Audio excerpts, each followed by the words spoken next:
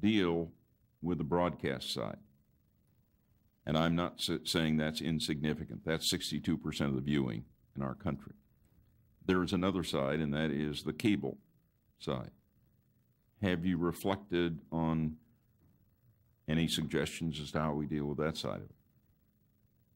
If I may, Senator, Yes. I think we deal with it identically. I think that we put the identical pressure upon the cable industry, from my perspective, to have ratings for their programs that do have violent content, and that remote control V block for violence can be used as well, where families have 50, 60 channels as well to sweep it clean. You know, a lot of people don't subscribe to cable because they're afraid of the violent programs that might be on. They might like to subscribe to HBO or Showtime or some other program for the good movies that are on, but they're afraid that they are going to have some movies on that are going to be offensive, so they don't purchase it at all. With this kind of a control, they could zap out all the stuff that they don't like, but still hand the remote control to their child, who can graze all day long if they want, but they won't find a program which is offensive even on cable, even on any of these channels right now that many parents are afraid to purchase. My approach would apply to cable as well. And I might say to you that, in my judgment, the reason we've had this burst of increasing violence in the last decade is because there's been a proliferation of new channels. Cable has dramatically changed the landscape of television. And the result is everyone that's competing in that system at every channel has to be more dramatic. They have to be doing things that try to get greater attention. They have to be more explosive, more violent. The fact is, the only way that they can claim the attention of the viewer is to try to suck them into a program by over-dramatization. You know, it wasn't too many years ago when there were only a couple of channels. Now there is intense competition for the minds of the viewers, and they have to do startling and radically different things to try to attract viewers. That's what I think has precipitated in a change in language used during prime time, and all of you know that's happened, a change in the standards of language, and also, I think, a special change in the level of violence on television all across the channel spectrum. Senator Conrad, you want to add anything there? No, I think this has been an excellent start, Mr. Chairman. I look forward very much to the rest of this hearing. I hope the industry is listening very carefully to what is being said here today, because I do think it reflects a grassroots concern that goes all across this country. Mr. Chairman, Senator Bensenbaum. as speakers were addressing themselves to this issue, for which reason all television sets are now manufactured with built-in closed captioning circuitry, thereby benefiting 24 million deaf and hard of hearing Americans. I was going to say that, but I learned yesterday that the Decoder Circuitry Act legislation was Congressman Markey's. So we see the hand of a man who knows how to pick winners. At the time, it was estimated that the closed captioning circuitry would cost $20 to $30 per television set. Congressman Markey reports that, in fact, the circuitry is currently costing less than $1 per set.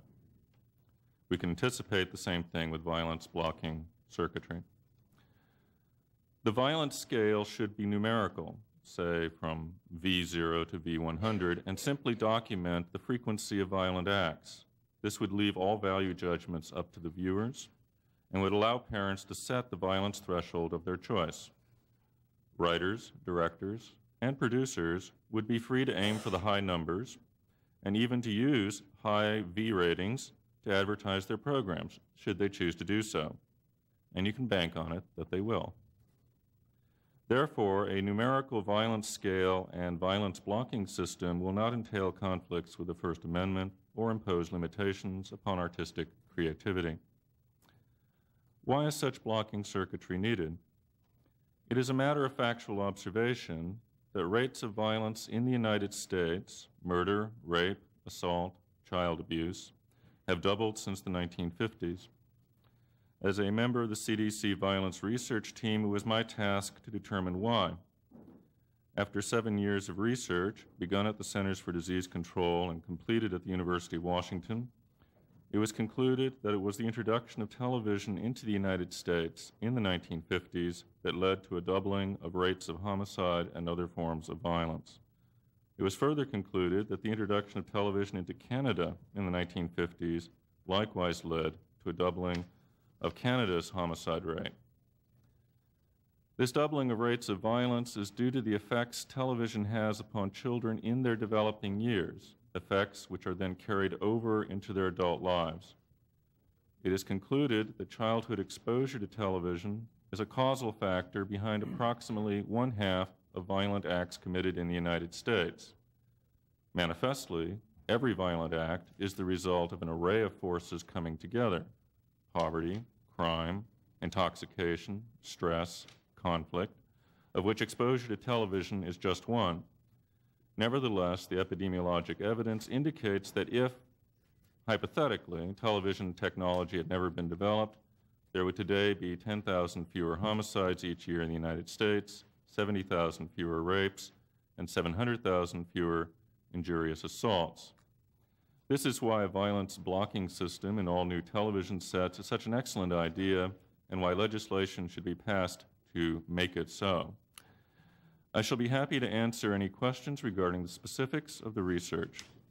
My recently published special communication in the Journal of the American Medical Association entitled Television and Violence will serve as my written statement. Thank you very much, Mr. Chairman. And we will enter that into the record. First, Dr. Wilcox, I'd like to just stress one other point that you mentioned, and I'm quoting you. Given the high prevalence of violence in the programming children see, it is not surprising that children have greatly exaggerated fears about violence.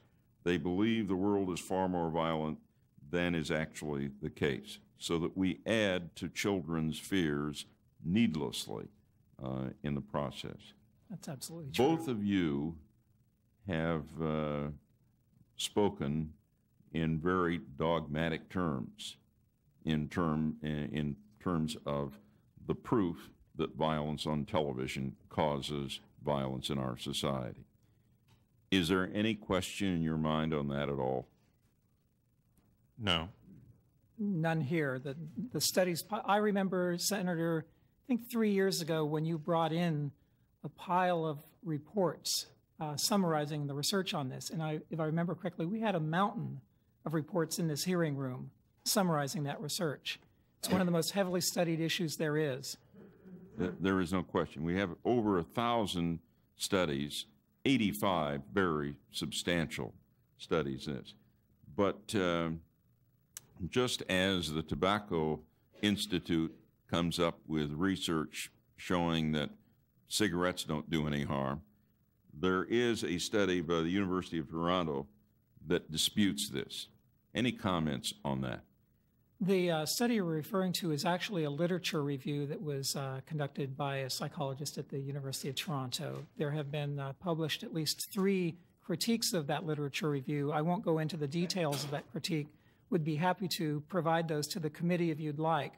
But that is one summary of the research. We have to remember that in 1972, the Surgeon General had a report which came to the conclusion that violence is causally related to aggression. 1982, we had the NIMH update of the Surgeon General's report.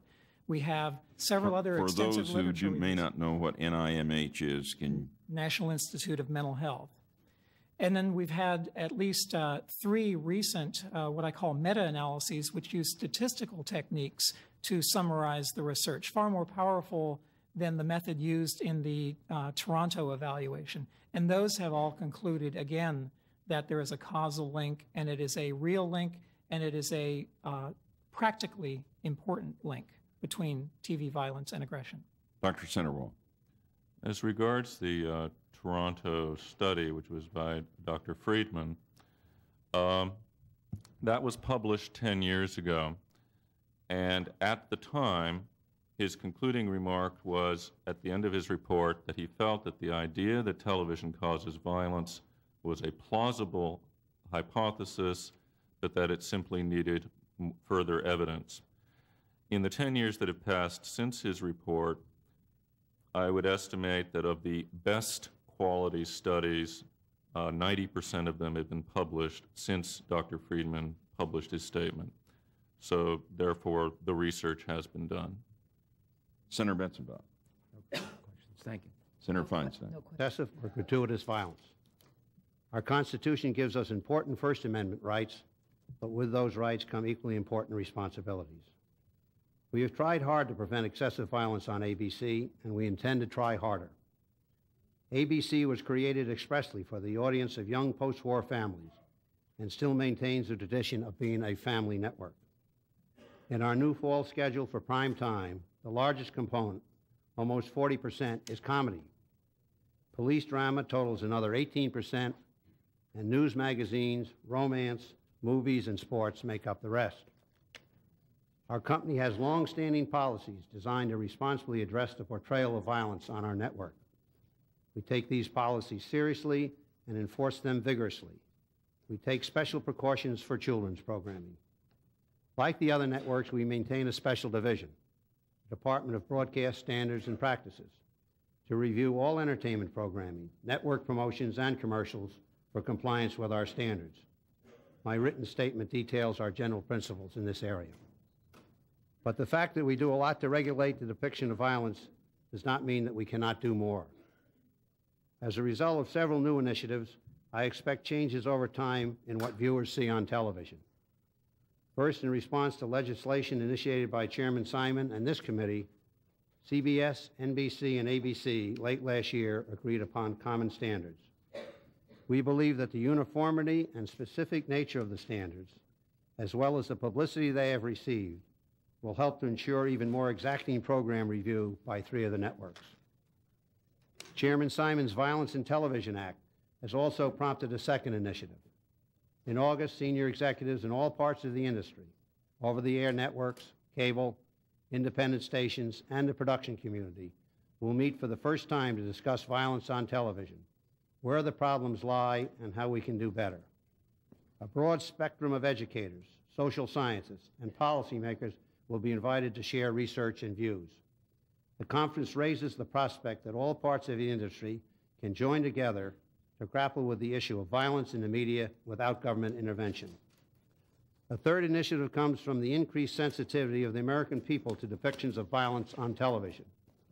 This has led us to be more sensitive in ordering shows for our new schedules. The degree and use of violence on our programs will, I am confident, constitute a more important factor than ever in deciding whether to approve a show for air on our network. Finally, we have undertaken an internal review of our use of parental advisories on shows depicting violence. We have concluded that we should put advisories on our programs more regularly. This is in everyone's best interest. I have described many constructive efforts which I believe can make a difference. Network television, however, is no longer the only game in town. Until now, the primary responsibility for controlling the depiction of violence has fallen to the networks, which maintain extensive standards departments and policies. Our cable and independent station competitors, however, now attract nearly 40% of the audience, and their involvement is crucial to developing a comprehensive strategy to address this issue. I would like to conclude with 2 cautionary thoughts. First, there will always be compelling stories worth telling that contain conflict and violence. Our goal should be to maintain a proper balance in our overall schedule so the stories with physical conflict do not predominate and the nature and levels of violence shown are appropriate to the subject matter, the hour, and the audience. Second, it is important that the government exercise restraint in interfering with the content of the programming. Our founding fathers had the wisdom to recognize the importance of freedom of expression. We must guard this freedom zealously. We recognize that the right to free expression is not absolute. Our Constitution grants our industry the right to control program content because the risks associated with government involvement in programming are so great. We all share a common concern with violence on television, but it is essential that the industry police itself. We do not believe our First Amendment rights include the right to insulate ourselves from criticism. Indeed, we are more effective because we hear from viewers. We expect and welcome give and take and meaningful discussion about the content of our programming. That is why we are present at this hearing. I am proud of the efforts we at Capital Cities ABC have made to regulate the depiction of violence on our network, and I am pleased with the new initiatives we have underway. But I also believe that we can make further progress. We intend to continue to do our part. Thank you, Mr. Chairman. Thank you, Mr. Murphy. Mr. Springer. Good morning. I am Howard Stringer, president of the CBS Broadcast Group, and it is an honor to appear before you. One of our industry's founding fathers, along with William Paley of CBS and Robert Sarnoff of NBC and Leonard Goldenson of ABC, was the British Broadcasting Corporation's Lord Reith, who had this to say about broadcasting's mission. And I think this is something we should all try perhaps to relearn. Our responsibility is to carry into the greatest number of homes everything that is best in every department of human knowledge, endeavor, and achievement, and to avoid the things which are or may be hurtful. It is occasionally indicated to us that we are apparently setting out to give the public what they think they need, not what they want. But few people know what they want, and very few people what they need. There is often no difference. In any case, it is better to overestimate the mentality of the public than underestimate it.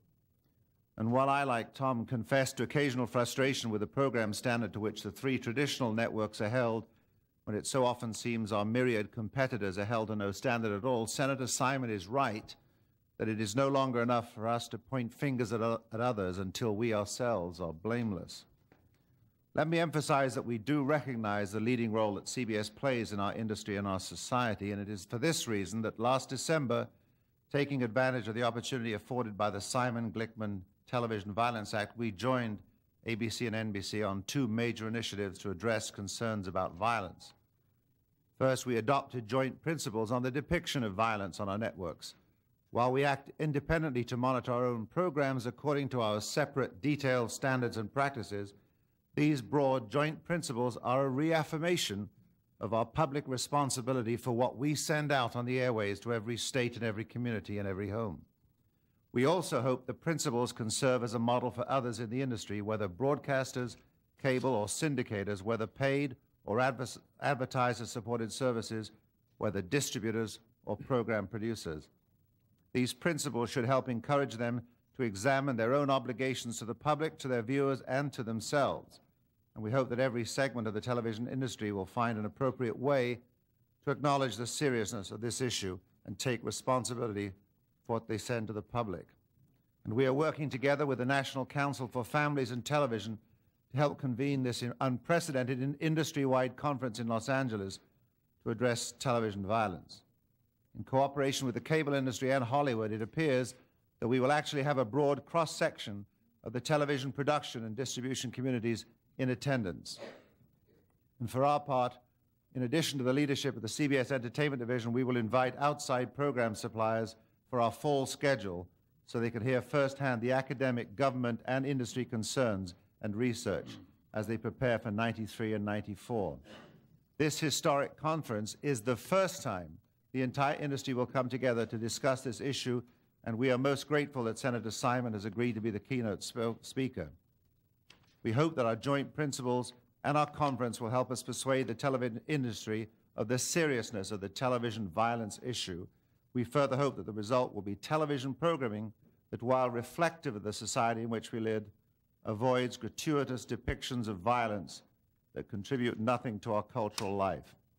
But there is no simple answer to this problem. It cannot and will not be solved in a day or a week, but we have already taken important steps. In the past year alone, I have participated in more meetings on this subject than in my prior 22 years in the broadcasting business as a writer, producer, director, and executive.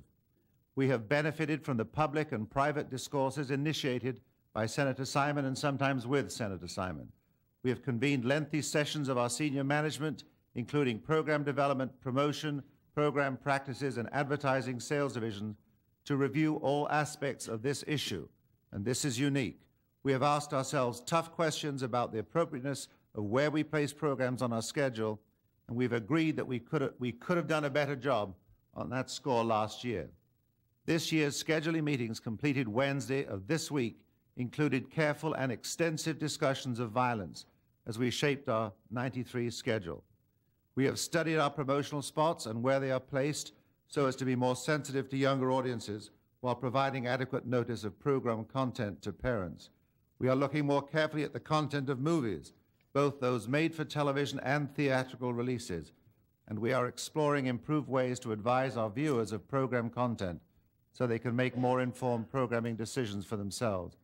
We have stepped forward, but we must do more, and we will. We remain especially concerned about non-network programs we air on the stations CBS owns. We have little control of the content of individual episodes of those programs, including the tabloid shows that dominate the primetime access period, a time which the FCC effectively prevents us from programming ourselves. These shows, shown in the early evening, have projected a new blend of flashy, quick, MTV-paced sex and violence that should concern all of us. Even as we continue to act to build greater industry awareness and accountability, CBS reaffirms its concern as to how violence is depicted on our network and reassures you of our commitment to apply reasonable contemporary standards to our programming reflecting that high degree of concern.